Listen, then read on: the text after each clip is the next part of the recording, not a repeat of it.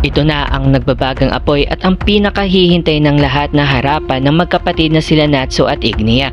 Kaya hindi ko na patatagalin pa, ito na ang chapter 161 ng Fairy Tail 100 Years Quest. Sa pagpapatuloy nga ng mga kaganapan, matapos nga matalo ng ating mga bida ang isang miyembro ng Fire and Flame na si Raj, ay pinahayag nga nila Carla at Happy kina Gray kung anong klaseng tao nga itong kalaban. Tanong pa ni Lucy kung ang lahat nga ba ng kanilang kalaban ay gumagamit nga ng apoy na mahika. At pag-alala pa niya kung sana nga lang ay nandito nga sana si Aquarius sa kanya. Subalit may bigla namang sumabog na di kalayuan sa kanilang kinatatayuan na ikinabigla naman ng ating mga bida. At napagtanto nga nila Windy at Gray na nagmula nga itong pagsabog kung nasaan nga si Ersa. Kaya naman agad-agad na nga silang umalis. Gayunpaman muli na nga nagkamala itong si Raj at natatawa pa ito sa kanyang narinig. Mula nga sa labanan nila Ersa na itong second commander ng Fire and Flame na si Wade ay bigla na namang nag-equip si Ersa ng kanyang armor na gamit nga itong Armadora Fairy ay agad nga rin itong sumugod sa kanyang kalaban.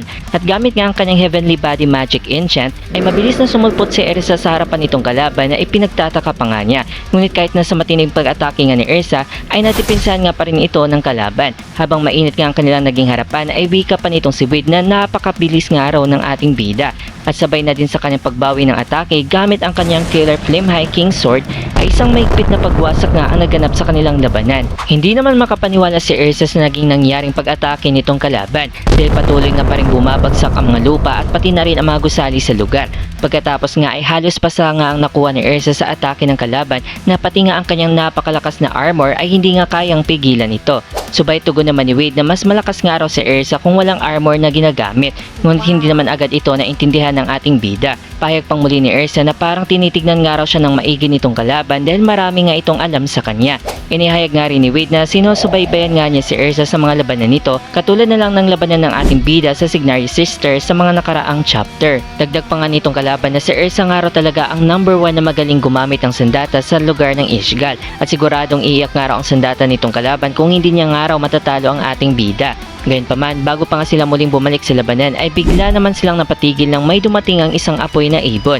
Habang nabigla nga si Ersa sa kanyang nakitang ibang klaseng ibon ay agad naman itong bumagsak sa pagitan nilang dalawa. Itong ibong apoy nga ay nagngangalang Misfortune na kasama nga rin ito sa kalabang si Wade. Ika pa nito na may dinadala nga siyang mensahe galing sa kanilang master. Kaya kailangan na nga raw bumalik ni Wade sa kanilang kastilyo dahil magsisimulan na nga raw ang isang paligsahan. Habang walang imik niya itong si Wade ay nabigla naman ulit si Ersa nang makita niya nga na parang isang pusang apoy na naman itong si Misfortune na katulad nga ito kay Happy at agad nga rin itong nagpakilala sa ating bida. Subalit tugon naman ni Wade na hindi pa nga siya maaaring bumalik sa kastilyo dahil sa kung gayon nga ay kailangan na nga niyang harapin at tapusin ang labanan nila ni Ersa hanggat may pagkakataon pa nga siya na harapin ang ating bida. At ito na nga mga kaibigan, mula nga nitong kastilyo ng Fire and Flame ay dumating na nga sila Brian at Leka at sabing na isama na nga raw nila itong si Natsu.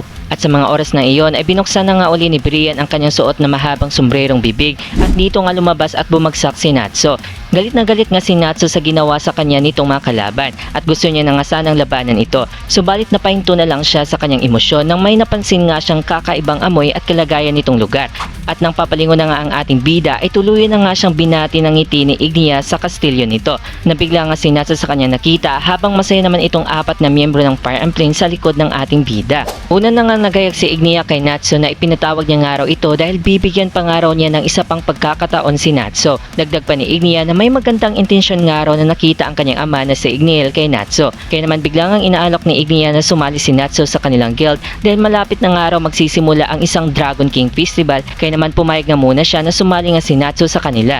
Nabigla nga muli si Natsu sa pagbanggit nito na may isang Dragon King Festival nga na mangyayari. Subay tugon namang muli ni Ignia na hindi nga raw ito tulad ng dating naranasan ni Natsu, kundi ito nga raw ang siyang tunay na tinatawag na Dragon King Festival. Habang unti-unti nga bumubuo itong inis at galit ni Natsu ay nang patuloy pa rin sa pag-alok si Ignia na sumali si Natsu sa kanya at sabay nga raw nilang wasakin ang mundo ng mga tao ay nang hindi pa nga ito matapos makapagsalita ay napatigil na lang siya nang sumuhod nga pala ng napakabilis si Natsu at isang maigpit na suntok nga sa mukha ni Ignia ang kanyang inihatol.